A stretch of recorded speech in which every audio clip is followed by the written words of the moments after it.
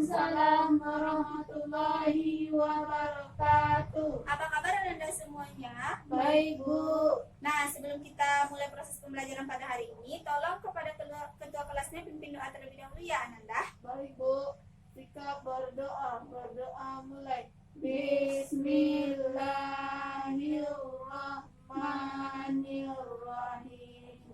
Amin. Nah, sekarang Ibu ambil absen terlebih dahulu ya. Ya, Bu. Tolong nanti siapa yang namanya tersebut, tolong acungkan tangan dan bilang hadir ya, Ananda. Ya, Bu. Rahmat, Hadir, Bu. Sinta, Hadir, Bu. Afni. Hadir, Bu. Oh, ini Afni yang nitip surat kemarin sama Rahmi ya? Iya, Bu. Ya udah, masih belum sembuh Afninya, Rahmi. Belum, Bu. Ya udah, kita doakan ya semoga teman kita cepat sembuh dan bisa berkumpul dengan kita lagi. Ya, Bu. Amin. Amin. Rahmi Sari, Saya, Bu. Zuriati. Hadir, Bu. Nah, berarti cuma Afni yang gak hadir pada hari ini ya, Nanda. Ya, Bu. Baiklah, Nanda semuanya, tolong perhatikan Ibu ke depan. Sebelum kita masuk kepada materi kita minggu ini, Ibu mau tanya dulu pemahaman Ananda semuanya, apakah Ananda masih ingat atau tidak dengan materi kita minggu lalu. Nah, siapa yang masih ingat apa materi yang kita pelajari minggu lalu? Coba Saya, Bu. angkat tangan. Ya, Bu. Ya, coba Zuriati. Pengertian makanan halal dan haram. Bagus. Jadi materi kita minggu lalu adalah makanan halal dan makanan haram. Nah, coba sekarang, siapa yang masih ingat apa pengertian dari makanan halal? Saya, Bu. Ya, coba Rahmi. Makanan yang diperbolehkan untuk dikonsumsi oleh umat Islam, Bu. Bagus. Makanan halal itu adalah makanan yang diperbolehkan untuk dikonsumsi oleh umat Islam. Nah, sekarang siapa yang tahu apa pengertian dari makanan haram? Saya, Bu. Ya, coba Zuriati. Makanan haram yaitunya makanan yang tidak boleh dikonsumsi oleh umat Islam. Bagus. Makanan haram itu adalah makanan yang tidak boleh dikonsumsi oleh umat Islam. Nah, sekarang pertanyaan Ibu selanjutnya. Siapa yang bisa memberi contoh terhadap makanan haram? Saya, Bu. Ya, coba Zuriati. Makanan haram yang tidak dibolehkan dikonsumsi oleh umat Islam adalah babi,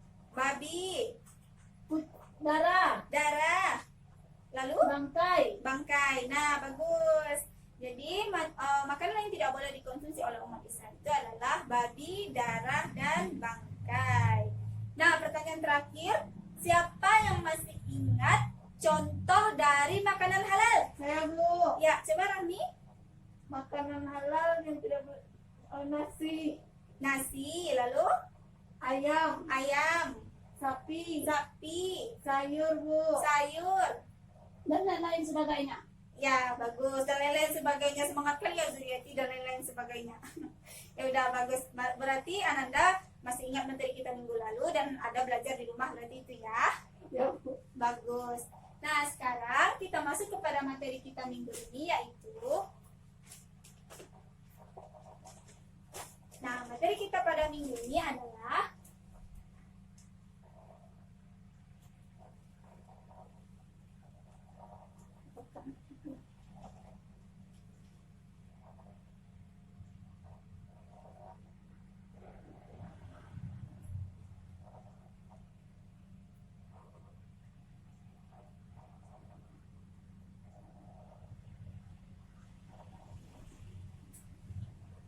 bisa Ananda baca di depan bahwa materi kita pada hari ini adalah Adab kepada kedua orang tua. Bagus, adab kepada kedua orang tua.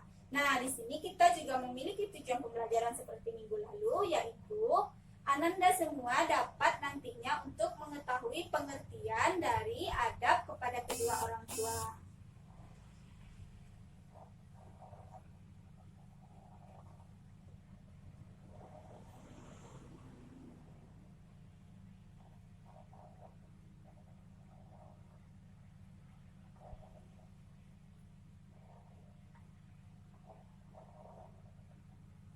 Nah, selanjutnya tujuan pembelajaran kita yang kedua adalah Ananda dapat mengetahui dalil yang berkaitan dengan adab kepada kedua orang tua.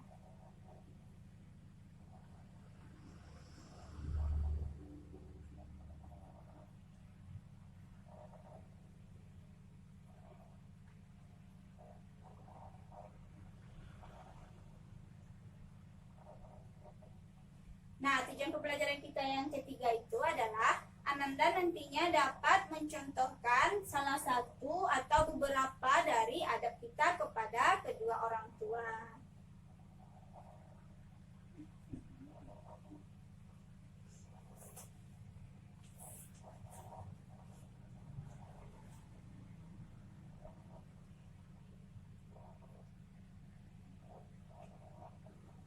Nah, selanjutnya tujuan pembelajaran kita yang keempat yaitu Ananda dapat mengetahui apa-apa saja hikmah yang dapat kita ambil terkait materi adab kepada kedua orang tua.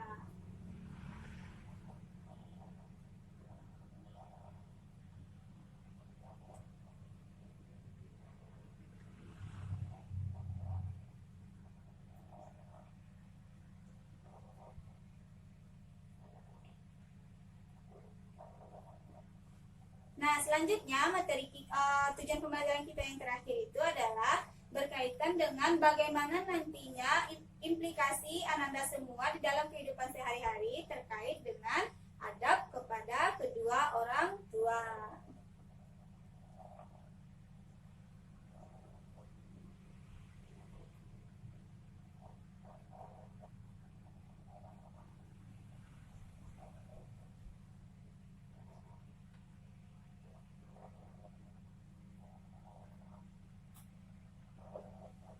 Nah, implikasi di sini ngerti maksudnya Ananda?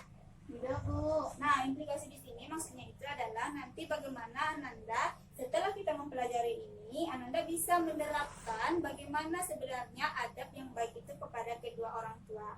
Sudah paham? Paham, Bu. Ada yang masih diragukan dengan tujuan pembelajaran kita? Tidak, Bu. Nah, sekarang kita masuk kepada tujuan pembelajaran kita yang pertama adalah pengertian adab kepada kedua orang tua.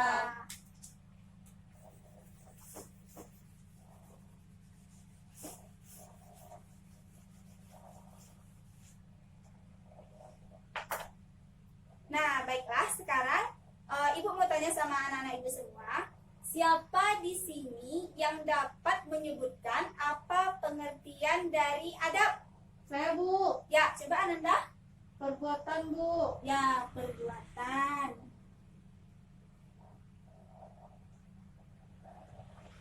Nah, jadi adab itu perbuatan. Siapa lagi yang bisa? Tingkah laku, Bu. Ya, bagus. Tingkah laku ya, Zulfi.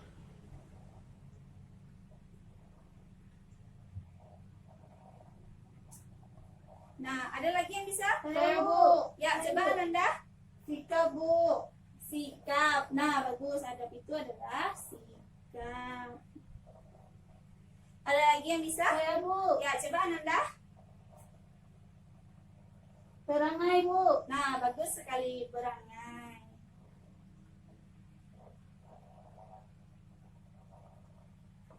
Nah, udah banyak ya pengertian adab di sini. Berarti Ananda udah tahu ya apa yang disebut dengan adab. Jadi adab itu adalah perbuatan, tingkah laku, perangai atau sikap. Nah, bagus. Nah, sekarang Ibu mau tanya, siapa yang tahu apa pengertian dari orang tua? Ada yang tahu? Saya, Bu. Ya, coba Ananda satu-satu ya. Coba Ananda. Orang tua adalah orang yang telah melahirkan kita. Bagus. Jadi orang tua itu adalah orang yang telah melahirkan kita.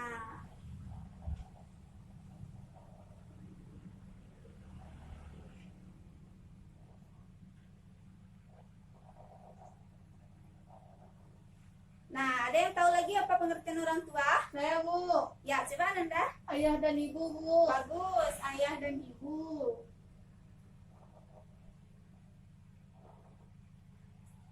Ada lagi?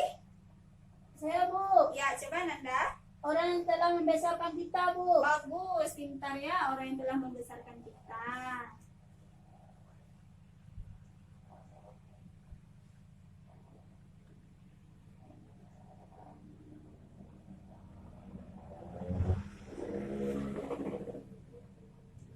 Nah, ada lagi yang bisa?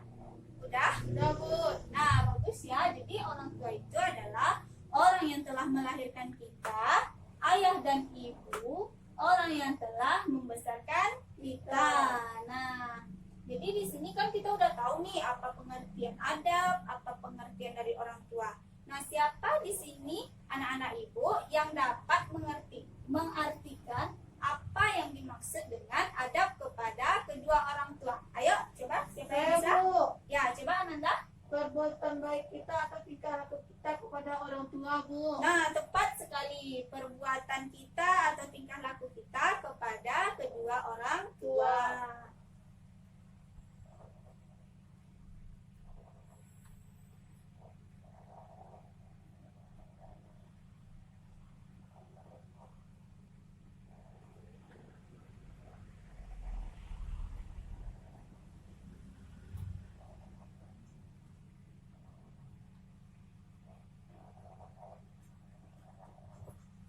Nah, jadi yang dimaksud dengan adab kepada kedua orang tua itu adalah perbuatan atau tingkah laku kita kepada kedua orang tua kita.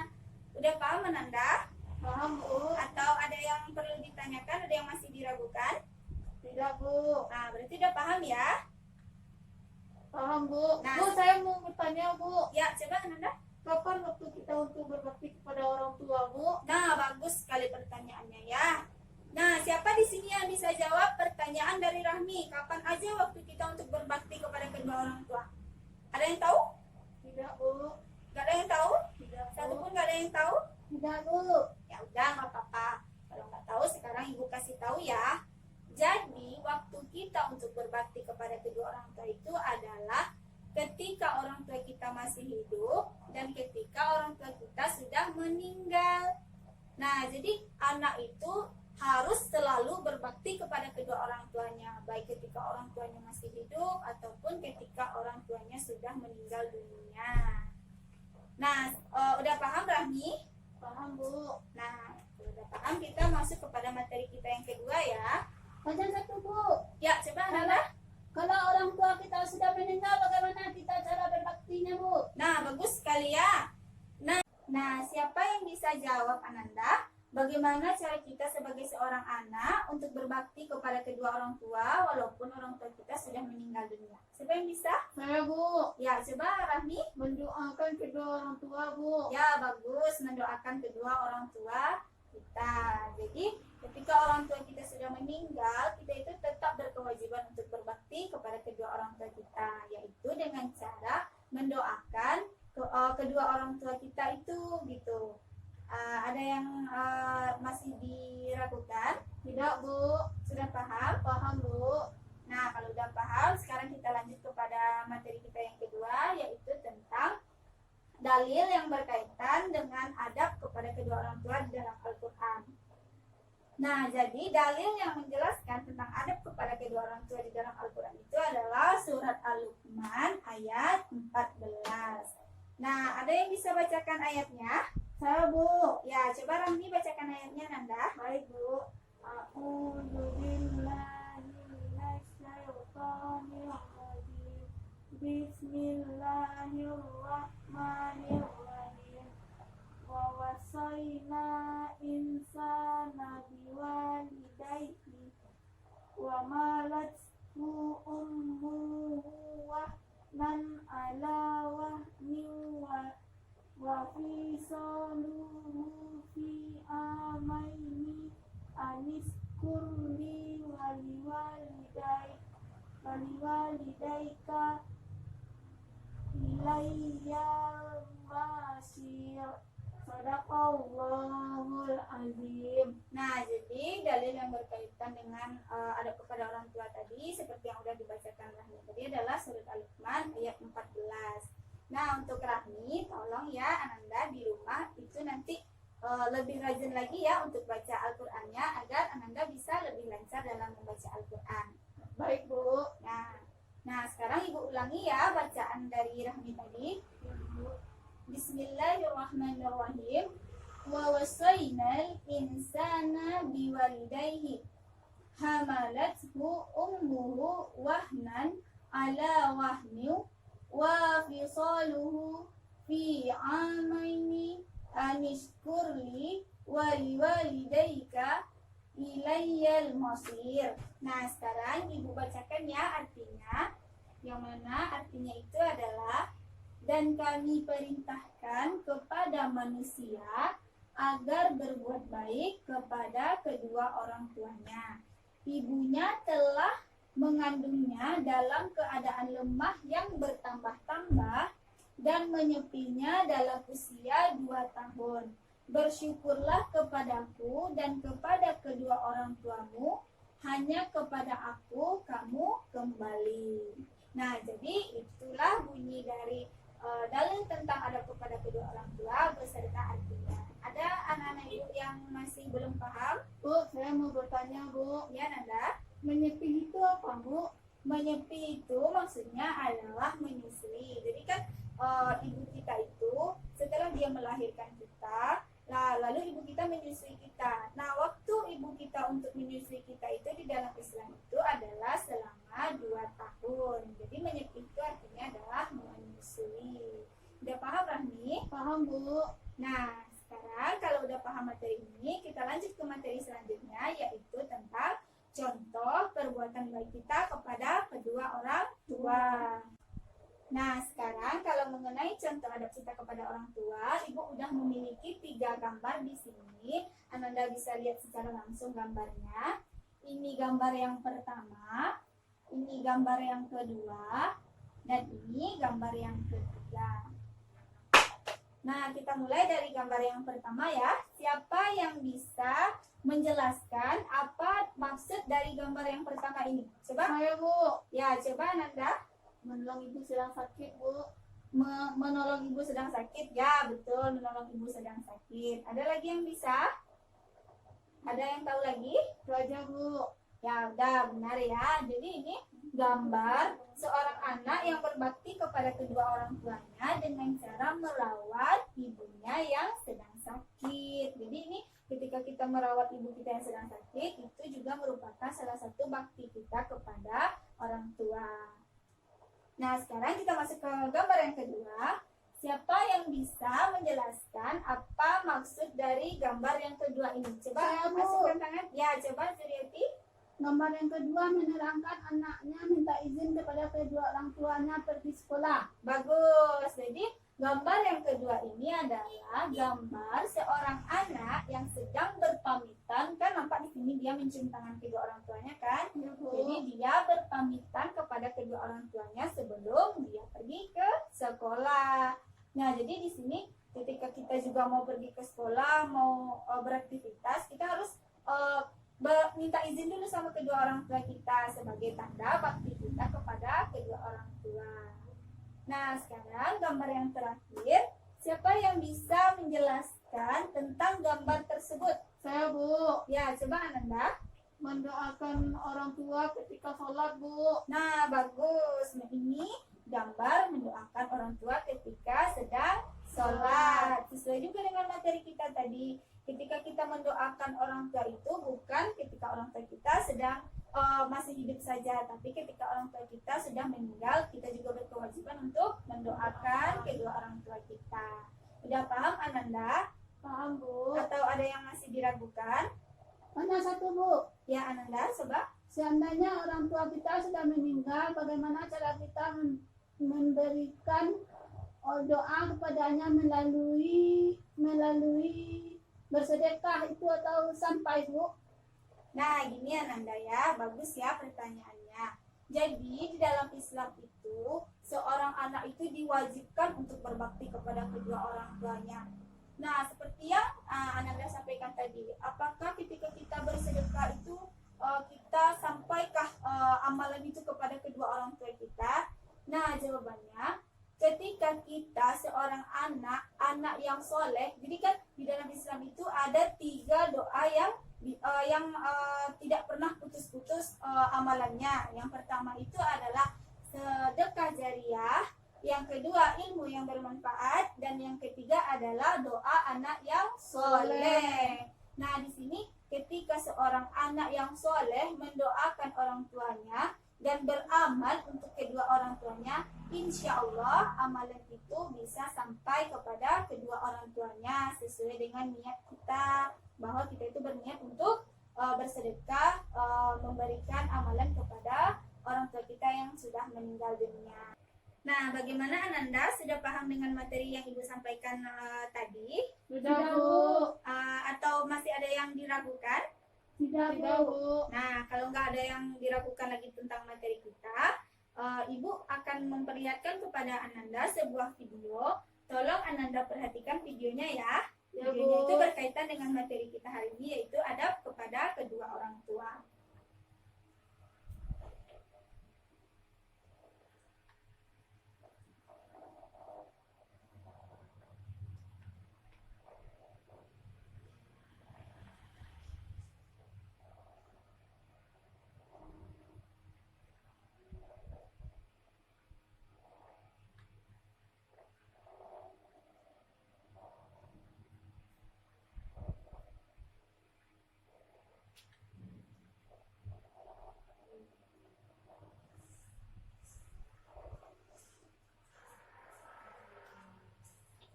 Nah, ini videonya, tolong Ananda perhatikan ya. Ya, Bu. Nampak kan? Nampak, Bu.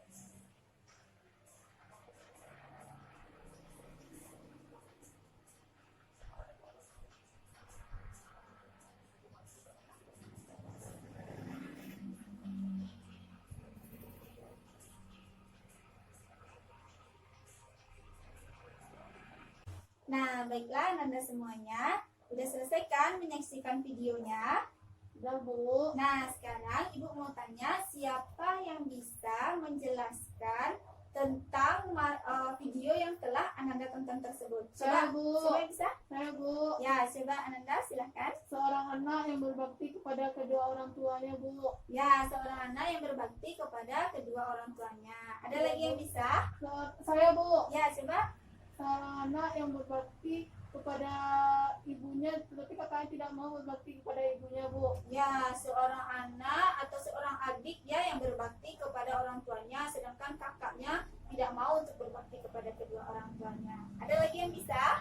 Ya, Bu. Nah, sekarang ibu yang akan menjelaskan tentang video tersebut ya. Jadi kesimpulan dari video itu adalah seorang anak dia memiliki saudara laki-laki, tetapi ketika ibunya sakit, saudara laki-lakinya ini menolak untuk merawat ibunya dengan berbagai macam alasan, sehingga anak perempuannya inilah atau adiknya inilah yang kemudian membawa ibunya ke rumahnya untuk dirawat.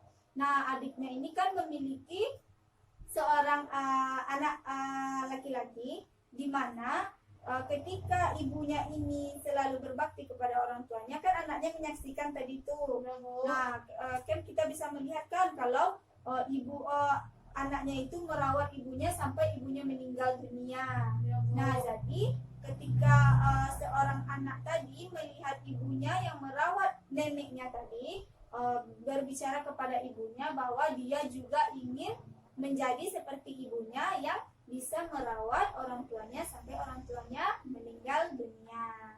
Udah paham Ananda? Paham, Bu. Nah, sekarang kalau udah paham dengan materi kita hari ini, ada yang masih diragukan atau ada yang masih ingin bertanya tentang materi kita pada hari ini? Bu, saya mau bertanya, Bu. Ya, Nanda silahkan. Bu, kalau di zaman Nabi, adakah anak yang berbakti kepada ibunya, Bu? Nah, bagus sekali pertanyaannya ya, Nanda.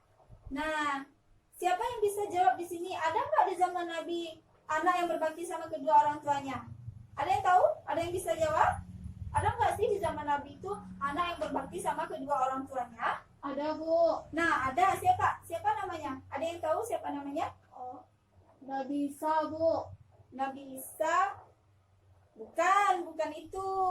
Jadi, Ibu jelaskan ya, Nanda. Baik, Bu. Nah, mau dengar ceritanya kan? Mau, Bu. Nah, Ibu ceritakan ya. Jadi, dulu di zaman Nabi ada seorang pemuda namanya itu Uwais Al-Qarni. Nah, Uwais Al-Qarni ini dia tinggal di Yaman. Di mana Uwais Al-Qarni ini tinggal di Yaman hanya berdua dengan ibunya saja. Dan pada saat itu ibu Uwais Al-Qarni ini sudah tua dan ibunya itu dalam keadaan lumpuh. Nah, jadi Uwais Al-Qarni ini adalah seorang anak yang sangat berbakti sama kedua orang tuanya. Apapun keinginan orang tuanya selalu dia turuti. Apapun caranya yang penting dia bisa mewujudkan apa keinginan dari ibunya. Sampailah di suatu hari ibunya berkata sama Uwais Al-Qarni ini, dia berkata seperti ini, "Wahai anakku, aku ini sudah tua. Mungkin aku sudah tidak memiliki umur yang panjang lagi. Tapi aku memiliki satu buah keinginan yang ingin aku wujudkan sebelum aku menutup usiaku." Nah, siapa di sini yang tahu kira-kira apa sih permintaan dari Ibu Uwais Al-Qarni ini kepadanya? Ada yang tahu? Tidak tahu, Bu. Nggak tahu ya? Tidak, Bu. Nah, Ibu kasih tahu. Jadi, ibu dari Uwais Al-Qarni ini berkeinginan sangat besar untuk haji. Jadi, Ibu Uwais Al-Qarni ini berkeinginan besar untuk naik haji. Dia berkeinginan sebelum dia menutup usia pada saat itu, ia sudah menunaikan ibadah haji. Tapi, Uwais Al-Qarni ini adalah seorang laki-laki yang bisa dikatakan seorang laki-laki yang miskin. Karena dia tidak memiliki kekayaan-kekayaan seperti orang-orang di zaman saat itu. Karena saat itu bagi orang-orang yang ingin pergi naik haji ke Mekah, itu orang benar-benar mempersiapkan seperti bekal, kendaraan yang memadai dan mencukupi untuk perjalanan orang-orang itu pergi ke Mekah.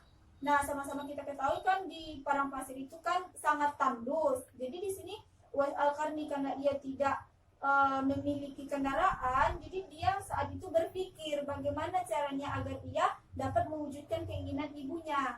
Karena setiap hari apapun keinginan dari Ibu Uwais Al-Qarni ini, dia selalu menurutinya. Tapi untuk yang satu ini mungkin sangat berat rasanya bagi Uwais Al-Qarni ini langsung mewujudkan keinginan ibunya ini. Nah, jadi karena Uwais Al-Qarni ini adalah seorang anak yang berbakti sama orang tuanya, dia berusaha untuk mewujudkan keinginan orang tuanya pada saat itu. Nah, pergilah Uwais Al-Qarni ke sebuah bukit yang sangat tinggi, benar-benar tinggi bukit tersebut. Nah, Uwais Al-Qarni pergi ke sana itu untuk membuat sebuah kandang. Nah, siapa yang tahu kandang apa yang dibuat oleh Uwais Al-Qarni di tempat tersebut, di bukit yang sangat tinggi tersebut? Ada yang tahu? Ada Domba, yang Bu. tahu? Domba, Bu. Domba? Ya, Bu. Ya, mendekati ke situ. Ada yang tahu lagi? Unta, Bu. Bukan unta. Ada yang tahu? Tidak, Bu. Nah, jadi Uwais Al-Qarni ini pergi ke situ untuk membuat sebuah kandang tempat lembu, di mana Uwais Al-Qarni ini selalu membawa lembu tersebut naik turun bukit setiap harinya dengan cara digendong. Dari lembu itu kecil sampai lembu itu besar. Nah, kan semakin lama lembu itu kan semakin besar. Kan tenaga Uwais Al-Qarni untuk menggendong lembu itu pun makin besar, kan dia mengeluarkan tenaga. Nah, jadi di sini ketika Uwais Al-Qarni dilihat oleh masyarakat pada saat itu bolak-balik setiap hari tanpa ada henti-hentinya, tanpa ada membatalkan sekalipun untuk pergi menggendong lembu tersebut. Jadi orang di situ berpikir bahwa Uwais Al-Qarni ini adalah orang yang gila. Nah, karena dia selalu menggendong lembu setiap hari. Karena orang ini nggak tahu tujuan Uwais Al-Qarni ini untuk menggendong lembu itu sebenarnya untuk apa. Nah, sudah beberapa lama kemudian, sekitar 8 bulan kemudian, tibalah musim haji. Nah, otomatis lembu yang digendong oleh Uwais Al-Qarni setiap hari ini kan juga makin besar. Nah, tenaga yang dikeluarkan oleh Uwais Al-Qarni untuk menggendong lembu ini pun juga makin banyak. Nah, karena Uwais Al-Qarni ini selalu menggendong lembu tersebut, maka dia juga memiliki kekuatan yang lebih kuat lagi. Nah, jadi sebenarnya tujuan dari Uwais Al-Qarni ini menggendong lembu itu setiap hari dari kecil sampai lembu itu besar adalah agar dia memiliki kekuatan untuk menggendong ibunya pergi ke haji, pergi ke Mekah. Karena saat itu Uwais Al-Qarni tidak memiliki kendaraan apapun. Seperti yang Ibu sampaikan tadi bahwa Uwais Al-Qarni ini orang yang memiliki harta yang kekurangan gitu. Jadi dia nggak memiliki apapun kendaraan untuk bisa membawa ibunya pergi ke Mekah. Jadi berpikirlah Uwais Al-Qarni di sini bahwa dia harus memanfaatkan dirinya agar ibunya bisa pergi naik haji. Nah, sampailah ketika masa haji tersebut, Uwais Al-Qarni pergi menemui ibunya. Dan Uwais Al-Qarni berkata sama ibunya bahwa dia akan mewujudkan keinginan ibunya. Tapi di sini ibunya berpikir bagaimana cara dari Uwais Al-Qarni ini untuk mewujudkan keinginan ibunya, sedangkan Uwais Al-Qarni ini tidak memiliki kendaraan apapun. Nah, jadi di sini Uwais Al-Qarni meminta ibunya untuk naik ke dalam untuk naik ke atas punggungnya, dan Uwais Al-Qarni pun membawa ibunya ke Mekah dengan cara berjalan kaki di padang pasir yang sangat tandus. Nah, karena Uwais Al-Qarni ini adalah anak yang berbakti, dia selalu ingin mewujudkan keinginan orang tuanya, apapun caranya dia akan mengorbankan segalanya untuk kebahagiaan ibunya. Nah, jadi sampailah Uwais Al-Qarni ini di Mekah. Dia sampai membawa ibunya ini ke Mekah.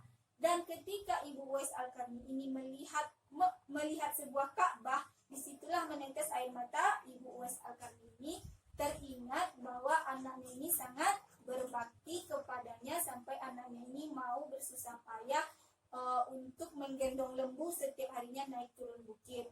Ditambah lagi ibu Uwais Al-Qarni ini sangat sedih karena dia bisa mewujudkan keinginannya untuk melihat Ka'bah pada saat itu.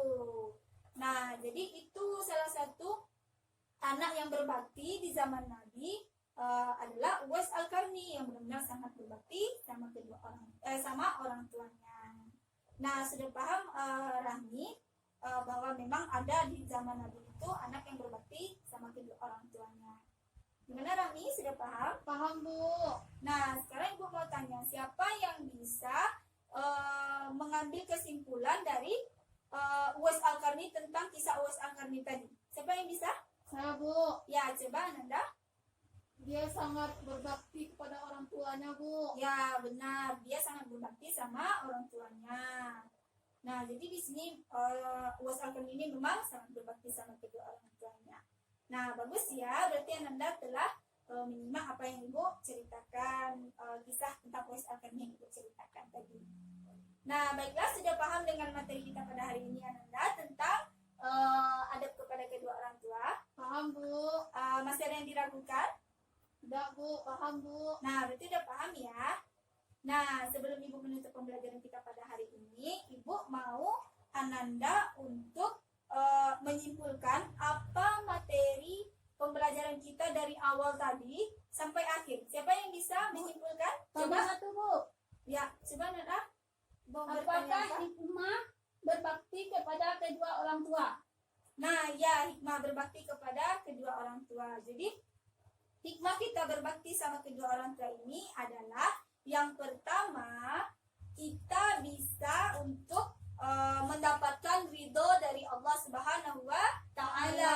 Karena kita ini berbakti sama orang tua kita dan kita itu mendapatkan ridho dari Allah Subhanahu wa Ta'ala.